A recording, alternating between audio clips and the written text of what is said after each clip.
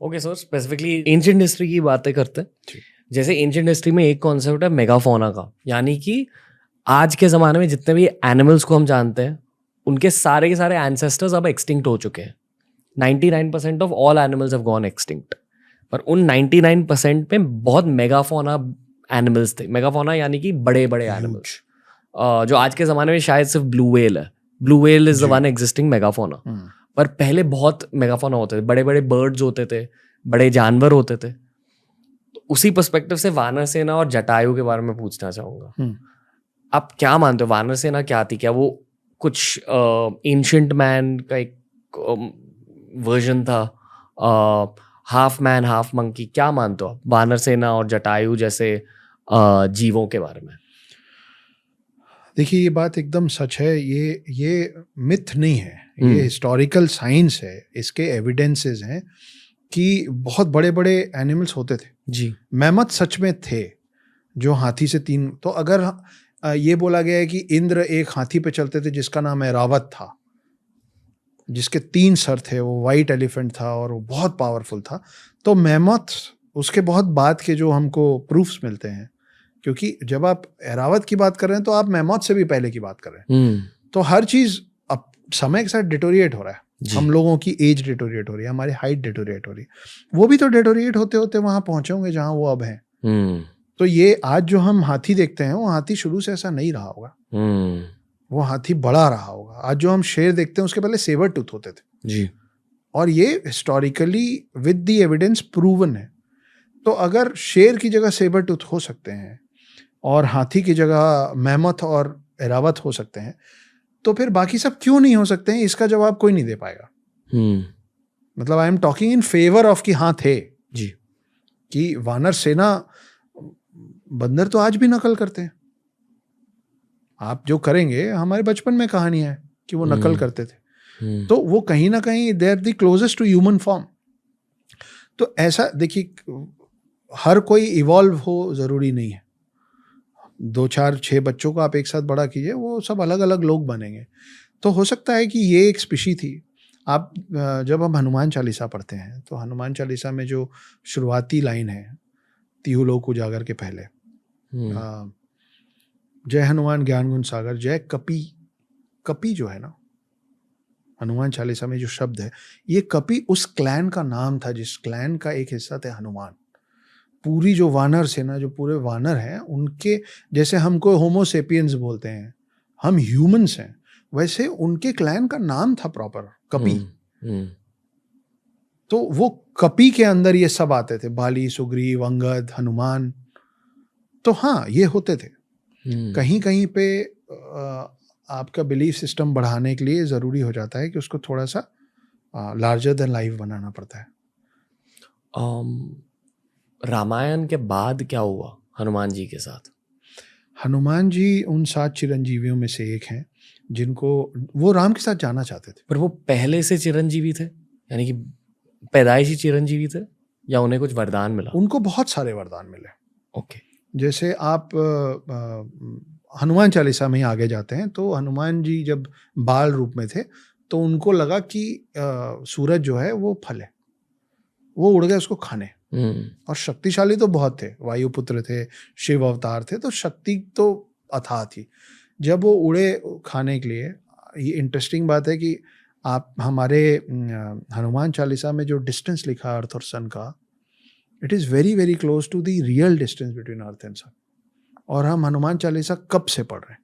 तो हनुमान उड़े उसको खाने के लिए, और उनको रोकने के लिए इंद्र ने अपना सबसे स्ट्रॉन्ग वेपन, अपना सबसे स्ट्रॉन्ग अस्त्र चलाया, उसको वज्र कहते हैं।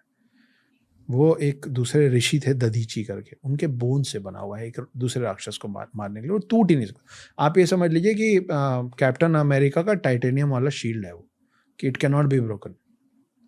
उससे हनुमान पे हमला कर दिया ये, और हनुमान के चेहरे पे चोट लगी और वो मूर्छित होकर नीचे गिर गए।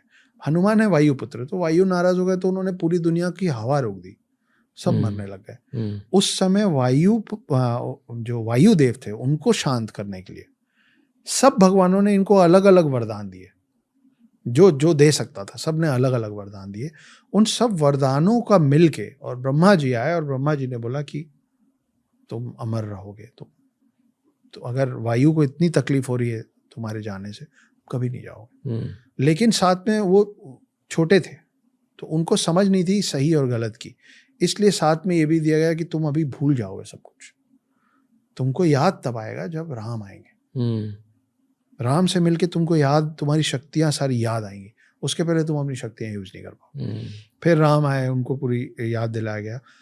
उनका पर्पस, राम के साथ जो उनका पर्पस था वो था रावण को हराना।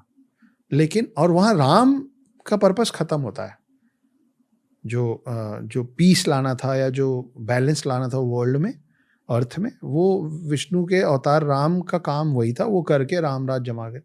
लेकिन हनुमान जी का जो पर्पस है वो एक नहीं है। हनुमान जी के बहुत सारे पर्पस हैं। हनुमान जी एक बार शिव जी से भी लड़े हैं। हनुमान जी गरुड़ जो है विष्णु जी का वाहन, उसको रेस में हरा के उसका भी घमंड तोड़े हैं। हनुमान जी शिव जी से लड़ते समय उनका त्रिशूल निगल गए थे गुस्से से, और ये सब राम जी के आने के पहले हो गया था। हनुमान जी एक बार सुदर्शन चक्र खा गए थे गुस्से से। तो हनुमान जी का जिक्र महाभारत में भी आता है। तो ये एक बड़ा इंटरेस्टिंग सा एक, और कम लोगों को पता है कि कृष्ण और अर्जुन गए थे हनुमान जी के पास। हनुमान जी, हमको वो वाली कहानी मालूम है महाभारत की, जब भीम से जंगल में मिले। हाँ, तो उनकी कई सिद्धियों में से हनुमान जी की सिद्धि थी कि वो जब चाहे अपना वजन इतना बढ़ा लें और जब चाहे जितना घटा लें, तो वो पूंछ नहीं उठा पाए, ये तो मालूम है। अब वो कहाँ रहते थे वहां भीम को पता चल गया था। तो भीम ने बोला कि हमारा पांडव की जो सेना है वो थोड़ी कमजोर है, हनुमान जी की मदद मांगते हैं। तो ये लोग गए हनुमान जी के पास कि आप हमारे साइड से लड़िए। तो हनुमान जी बोले कि अगर मैं आपकी तरफ से लड़ूंगा तो महाभारत का पूरा पर्पस ही डिफीट हो जाएगा, क्योंकि मैं उतरूंगा तो गेम ओवर हो जाएगा। लेकिन आप आए तो मैं आपको खाली हाथ भी नहीं लौटाऊंगा। अर्जुन, मैं आपके रथ के फ्लैग पे बैठ जाता हूं एज अ सिंबल। तो आप कभी भी देखेंगे ऐसी कोई भी तस्वीर जिसमें अर्जुन है और सारथी कृष्ण है, उनमें एक फ्लैग लगा रहता है और फ्लैग में हनुमान बने रहते हैं जो कि बैठे होते हैं, घुटने के बल बैठे रहते हैं। उसके बाद जब ये वॉर चालू हुआ तो अर्जुन एक तीर चलाते थे और कर्ण का जो रथ था वो कई फीट पीछे चला जाता था। फिर कर्ण एक तीर चलाते थे तो अर्जुन का 2-3 इंच पीछे जाता था, और कृष्ण तारीफ करते थे कर्ण की, क्या तीर चलाया। अर्जुन में ईर्ष्या भावना रही है हमेशा से, कहानियों में भी। तो अर्जुन को लगता था मैं मारता हूँ 20 फीट पीछे जाता है, वो मारते हैं मैं 2 इंच पीछे हिल जाता हूँ, तो ये तारीफ करना। 3-4 बार ऐसा हो गया। तो अर्जुन बिल्कुल बिफर गए और कृष्ण को बोले, आप मतलब क्यों कर रहे हैं आप ऐसा, आप देखिए मैं कहाँ भेजता हूँ, वो इतना सा हिला देता, आप उसकी तारीफ करते। तो कृष्ण भगवान बोले कि अरे नादान, वो जिस रथ को हिला रहा ना उसमें हनुमान बैठे हुए हैं, तेरे को मेरे को वो हनुमान को हिला दे रहा है। तो तू सोच कि अगर हनुमान नहीं होते तो कहाँ जाता तू। तो हनुमान वहां भी रहे हैं। तो और हनुमान की गाथा तो कल्कि के साथ खत्म होगी। हनुमान तो जब कली और कल्कि का युद्ध होगा तब फिर आएंगे। तो ये सातों चिरंजीवियों का पूरा जो मिशन है, जो पर्पस है, वहां खत्म होगा।